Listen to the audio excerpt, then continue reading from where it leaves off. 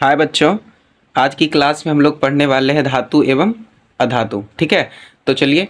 तो अभी तक कुल तत्व का जो खोज हो चुका है वो 118 तत्व का खोज हो चुका है। ठीक है, 118 तत्व से अधिक का हो चुका है। इसी में से कुछ धातु होते हैं, कुछ अधातु होते हैं, कुछ उपधातु होते हैं। तो हमसे पूछा जाए कि धातु का एग्जाम्पल क्या है, तो जैसे कि सोडियम हो जाएगा, मैग्नीशियम हो जाएगा, जिंक हो जाएगा। तो ये सारे हमारा क्या हो गया, धातु हो गया। अगर अधातु की बात करें तो कार्बन हो जाता है, सल्फर हो जाता है, ठीक है, आयोडीन हो जाता है। तो ये सारा हमारा क्या है, अधातु है। और उपधातु की बात करें तो जैसे कि जर्मेनियम हो जाएगा, आर्सेनिक हो जाएगा। तो ये सारा हमारा क्या हो गया, उपधातु हो गया। ठीक है, और जितना भी तत्व है, अगर तत्व में से पूछा जाए कि उपयोगी क्या होता है, तो तत्व में से अधिक ज़्यादा उपयोगी जो है वो हमारा है क्या, धातु। तत्व में से अधिक उपयोगी क्या है हमारा, धातु उपयोगी है। तो जैसे कि आपसे पूछा जाएगा कि धातु जैसे आप कैसे उपयोग करते हैं, क्या क्या चीज़ में उपयोग, तो जैसे कि देखिए आप सबसे पहले घरेलू उपयोग में ही करते हैं उपयोग, जैसे कि बर्तन के रूप में इस्तेमाल करते हैं, चाहे वो एल्युमिनियम हो, पीतल हो या फिर स्टील हो। तो ये सारे बर्तन में। और भी कुछ धातुओं का उपयोग जैसे कि मकान, पुल, बांध, रेल के डिब्बे वगैरह, ये सब में भी धातु का इस्तेमाल किया जाता है।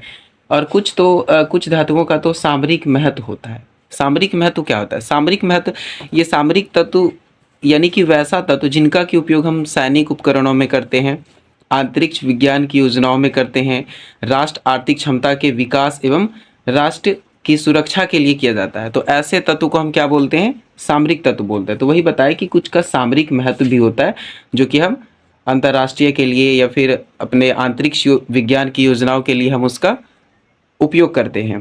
ठीक है, तो अब आगे हम देखते हैं कि धातु। तो सबसे पहले हम पढ़ेंगे धातु का गुण। तो देखिए इसके आगे धातु क्या होता है, धातु का गुण। तो धातु के गुण में पहला भौतिक गुण।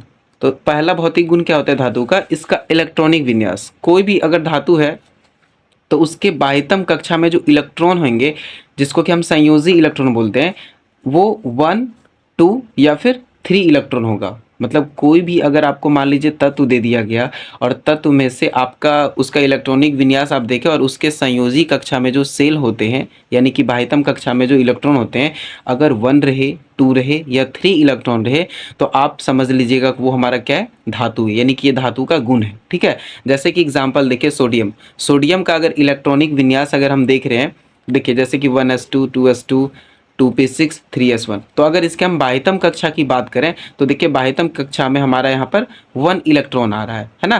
तो इस आधार से हम अभी जैसे कि हमको पता चला कि अगर 1 रहेगा, 2 रहेगा या फिर 3 रहेगा बाह्यतम कक्षा में इलेक्ट्रॉन, तो उसको हम क्या मानेंगे, धातु मानेंगे। तो इस तरीके से सोडियम हमारा क्या हो गया, धातु हो गया। दूसरा एग्जाम्पल देख लीजिए, कॉपर का देख लीजिए। तो कॉपर में भी जैसे इलेक्ट्रॉनिक विन्यास इसका निकाले, इसके बाह्यतम कक्षा में देख लीजिए यहाँ पर 2 इलेक्ट्रॉन आ रहा है ना। तो इसके बाह्यतम कक्षा में 2 इलेक्ट्रॉन है, तो ये भी हमारा क्या हो गया, धातु हो गया। ठीक है, लेकिन यहाँ पे नोट में देखना है कि हाइड्रोजन और हीलियम ये दोनों के बाह्यतम कक्षा में भी 1 और 2 इलेक्ट्रॉन रहते हैं, लेकिन ये क्या है, हमारे अधातु हैं। ठीक है, तो ये अपवाद में आता है।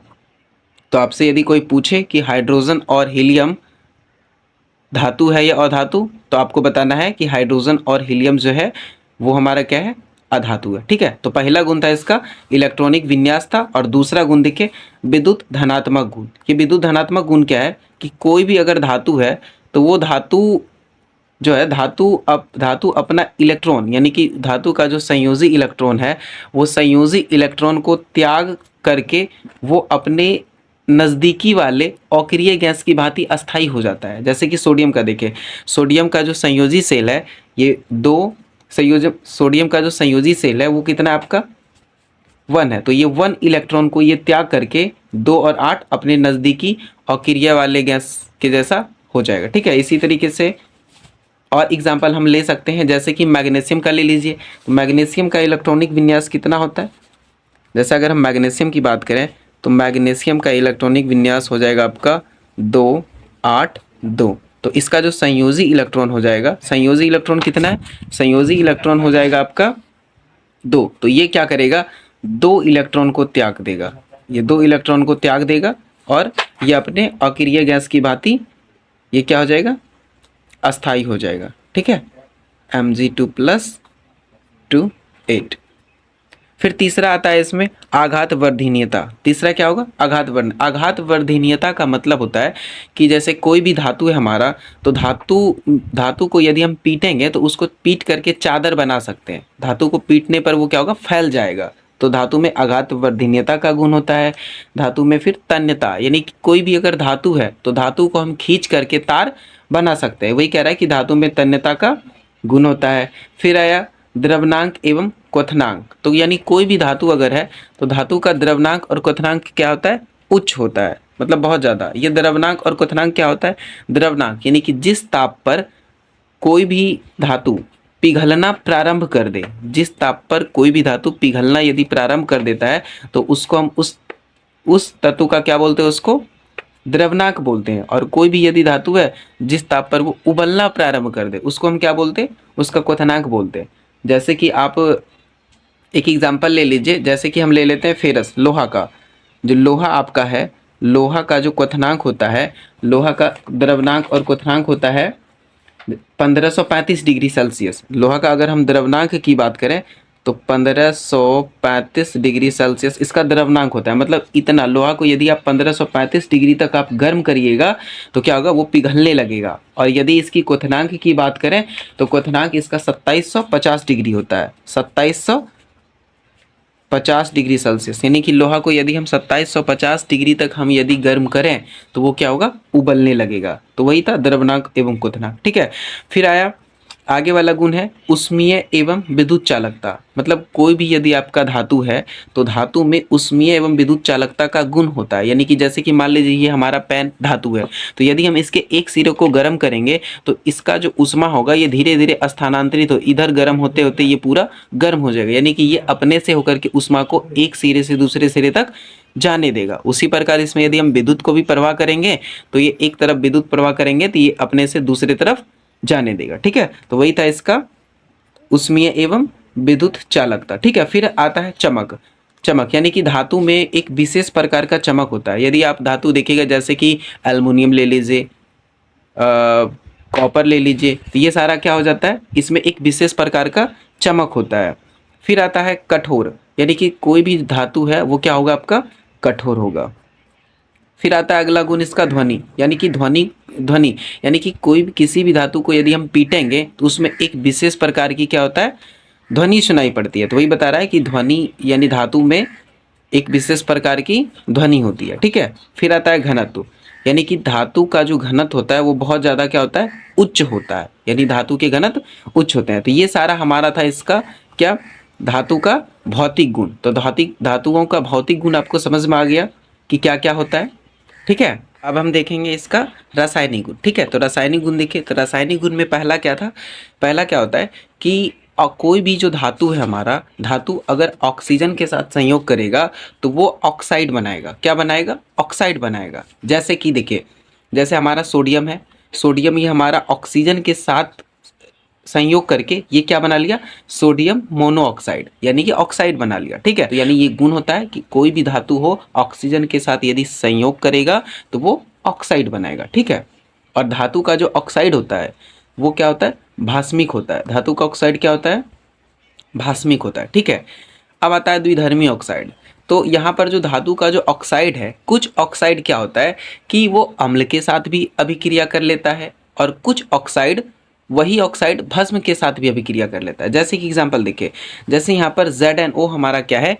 ZnO जो हमारा ये जिंक ऑक्साइड, ये ऑक्साइड हमारा क्या है? भास्मिक ऑक्साइड है। ये क्या करेगा? ये अम्ल के साथ भी अभिक्रिया कर लिया और ये ZnO जो हमारा भस्म के साथ भी अभिक्रिया कर लिया।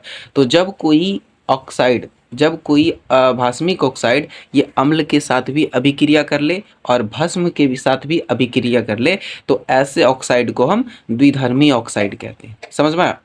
यानी कि कोई भी धातु का ऑक्साइड है, जब वो अम्ल के साथ अभिक्रिया कर लेता है और भस्म के साथ भी अभिक्रिया कर लेता है तब ऐसे ऑक्साइड को हम द्विधर्मी ऑक्साइड कहते हैं। ठीक है। द्विधर्मी ऑक्साइड के जैसे कुछ एग्जांपल है, Al2O3 है, ZnO है, PbO, ये सारे हमारा क्या है? द्विधर्मी ऑक्साइड है। यानी कि ये अम्ल से भी अभिक्रिया करेगा और भस्म से भी अभिक्रिया करेगा। ठीक है।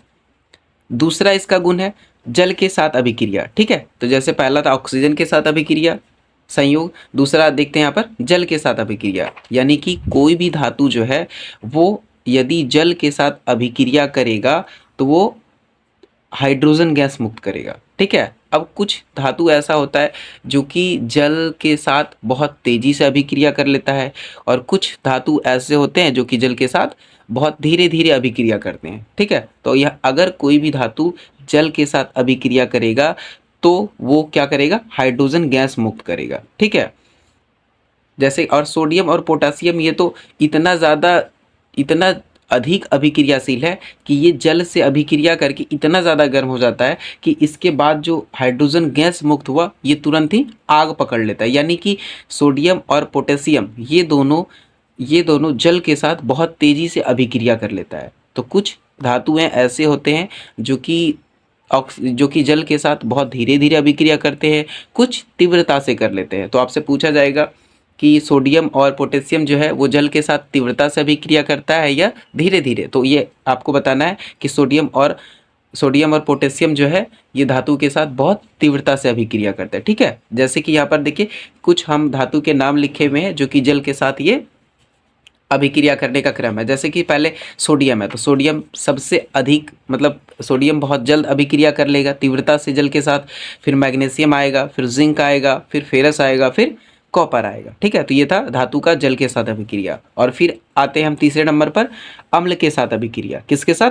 अम्ल के साथ अभिक्रिया। तो कोई भी जो धातु है, धातु अम्ल के साथ अभिक्रिया करके ये भी हाइड्रोजन गैस मुक्त करती है। ठीक है। तो सारे धातुएं जो है ना अम्ल के साथ ये भी अभिक्रिया अलग अलग करते हैं, कोई धीरे से कर लेते हैं, कोई ये भी तीव्रता से कर लेते हैं। तो जैसे इसमें भी देखिए सोडियम धातु जो है वो अम्ल से बहुत तीव्रता से अभिक्रिया करेंगे, फिर मैग्नीशियम फिर इससे कम तीव्रता से करेंगे, फिर एल्युमिनियम और कम तीव्रता से करेंगे। इस तरीके से हमारा धातु अम्ल के साथ भी अभिक्रिया करता है। ठीक है। तो ये हमारा था धातु का रासायनिक गुण और भौतिक गुण। ठीक है। तो अभी हम धातु का रासायनिक और भौतिक गुण पढ़ लिए हैं, बाकी अब अधातु के बारे में हम नेक्स्ट क्लास में पढ़ेंगे। ठीक है।